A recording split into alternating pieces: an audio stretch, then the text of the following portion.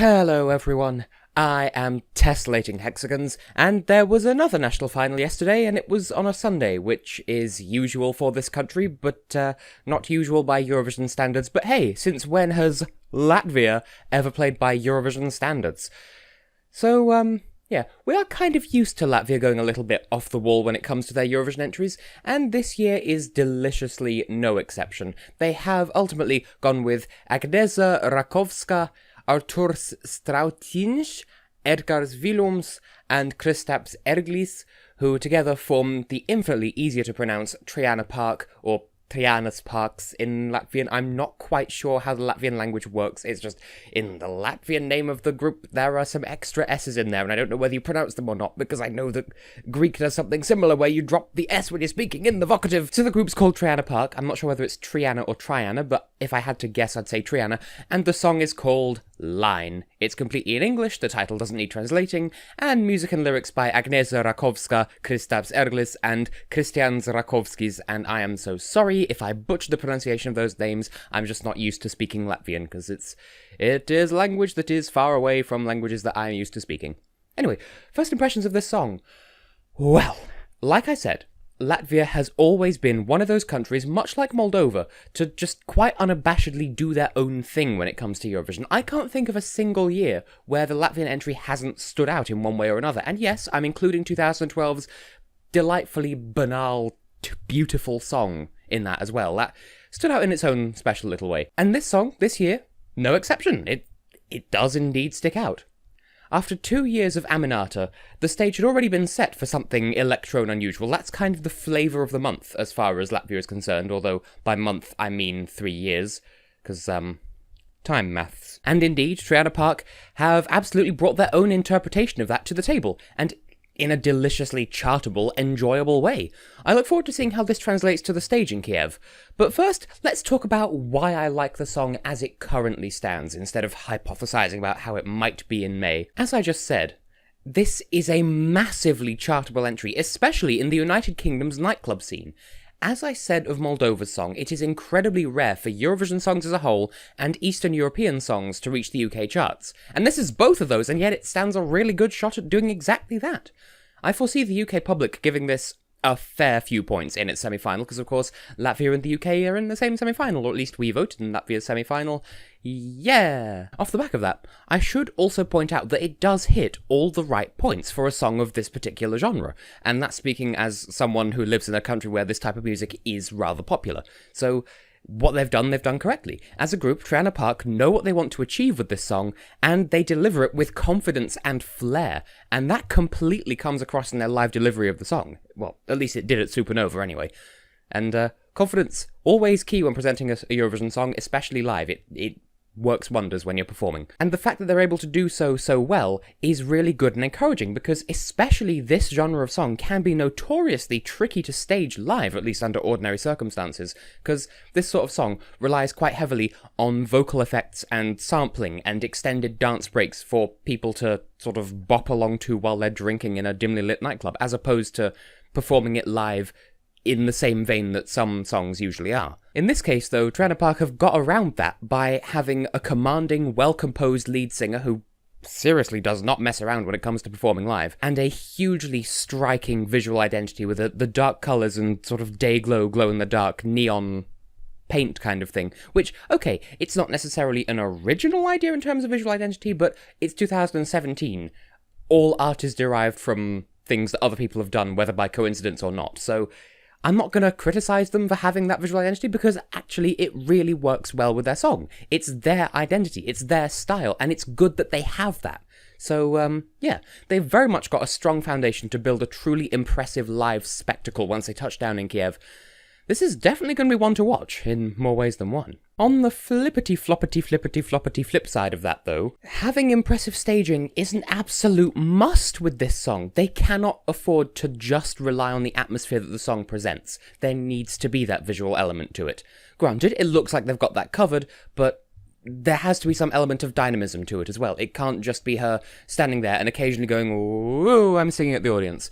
Like, there's got to be some fluidity, or if she just stands there for the whole song and the band just sort of stand there playing their instruments, it's not going to be quite as interesting to look at as if there's some movement. It's just something to keep the eyes entertained. But I imagine that they'll probably have the visual style and some clever camera work. It's going to be fun to watch. It's just, they need to do that, but they're probably going to do it anyway. So, good on you. You've solved a problem that hasn't even happened yet. But yes, without that kind of visual flair, people who don't usually listen to this type of music might tune out pretty quickly, since by its very nature, it doesn't have all that much in the lyric department, and the instrumentation calls for repetition. Not repetitive repetition, I know that sounds stupid, but bear with me. Not repeating something for lack of having anything else to fill the space, but repeating because the song is optimized for being played, like I said, at a nightclub, so there has to be enough of a particular hook that people can enjoy it and dance to it and not run out of song. Still, that kind of energy being present in the first place might put some people off, especially if it's not adequately conveyed live. I've mentioned before that, well, my go-to example for this is Austria 2012, but there are other songs as well that have also fallen prey to this particular effect. France 2014 as well, if you wanted a little bit of variety in my examples. Songs that are full of energy in the studio version like this, and their national finals as well, as the case may be, as this one was. But when they reach the Eurovision stage, when it actually matters, when people can vote for their song on an international scale, something happens and the song just deflates. I don't know if there's a risk of that happening here, because their Supernova performance was very convincing, but if it does go wrong, then that will bring the whole song crashing down around their feet. Still, I have faith that they'll do their song justice when the time comes, but it is something that they should be aware of. So, that's just something to keep in mind anyway. Now, ratings out of 10, there they are. What do I make of this song as far as arbitrary numbers are concerned? Well, my own personal score, because I always start with my personal score for some reason, apart from that one time that I didn't. Enough stalling. My own personal rating for this is 9 out of 10. It has a similar effect on me as Moldova did last year, but to an even more intense degree.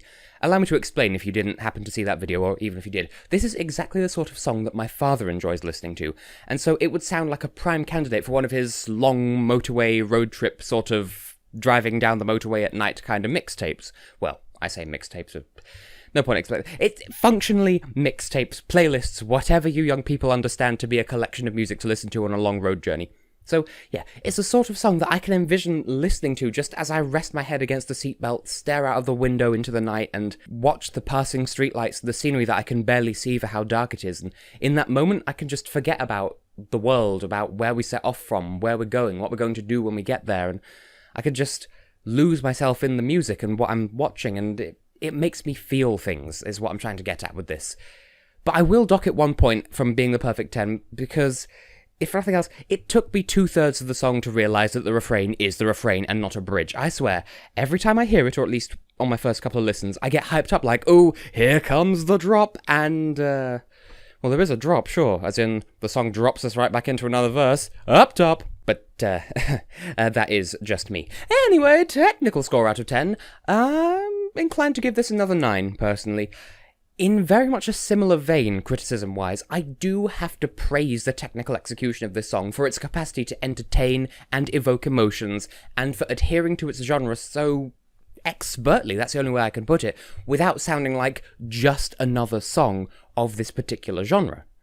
Though I do feel as though the subtlety of how they introduced the refrain the first time, that might trip more than a few people up. And you'd be surprised just what kind of psychology you're playing with when you mess with people's expectations like that. That could just be me, because it happened to me, it might not happen to other people. I was expecting more of a chorus and there wasn't one, but whatever, whether it was intentional or otherwise, it can mess with people's heads, and that can have knock-on effects, but I'm kind of grasping at straws here. So if that's not reason enough to deviate from a perfect 10, then I'll just have to play the old card of, oh, the refrain runs out of lyrics and it repeats itself too much, so, yeah, drawing the line. That argument doesn't really hold much water, because repeating the lyrics does work in this case, like I said, because it's one of those songs where there's not supposed to be much to it, because it's there to dance to, rather than to just spend a while listening to and contemplating the higher meaning of it. It's not about that, it's about enjoying in the moment.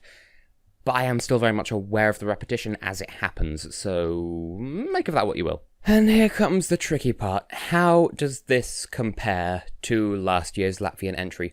Well, as I said at the top of this review, Latvia has something of a reputation for always doing their own thing in whatever form that may take, so comparing any of their entries to one another is like comparing a lunar eclipse to a lampshade. The only reason why it was so easy last year is, well, obviously, Love Injected and Heartbeat were both written by Aminata, so to whatever extent, there were some obvious similarities, or at the very least you could tell they were both written by the same person, even if they were performed by different people, so it was a bit easier to compare. But this year, well, let's think about it for a moment. Heartbeat was a much safer Eurovision entry, and it was structured like a more traditional Eurovision song. Line, meanwhile, has fan hype behind it, and it's a throwback to a genre of music that really isn't represented all that much at Eurovision, if at all. So I think in the moment I'd be inclined to favour Triana Park in this particular case, if only to commend them for pushing the boundaries more so than Latvian Eurovision traditions would traditionally compel them to, and for bringing such a feelings-inspiring song to Eurovision in such an unexpected but still entertaining way.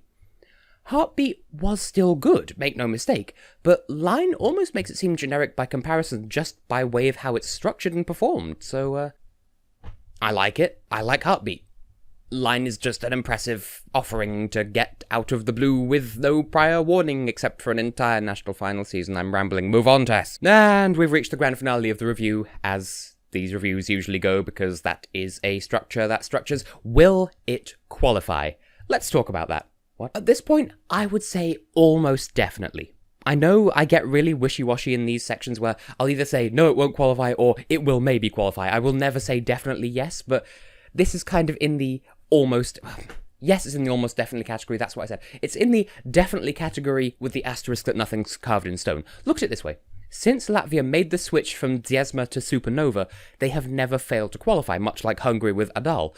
That said, this is the first Supernova not to be won by an Aminata song, so there is an extra variable in there, but this is the real world. It can't all be boiled down to formulas and mathematics and algebra and all that stuff. Anyway, I mean, come on, it's an up-tempo song that leaves one hell of an impression whether you're listening to it, or watching it, or however else you might enjoy the song, inserting it intravenously, which is a thing you can probably not do because physics, but whatever.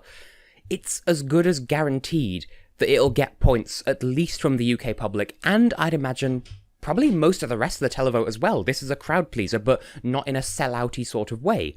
And as for the juries, I'm not so sure, but for its visual identity and marketability and entertainment factors, I'd say that it would average out as being comfortably within the top 10. And that I say that as in with the juries and their votes, but also overall as well. So if this doesn't make the final, I would be very surprised, I will say that much. So, yeah. Good luck to you, Latvia. This is a very refreshing choice of song, even though you always tend to refresh in a variety of ways. But it's good. I like it, and we will see how you fare when you get to Ukraine. See you then.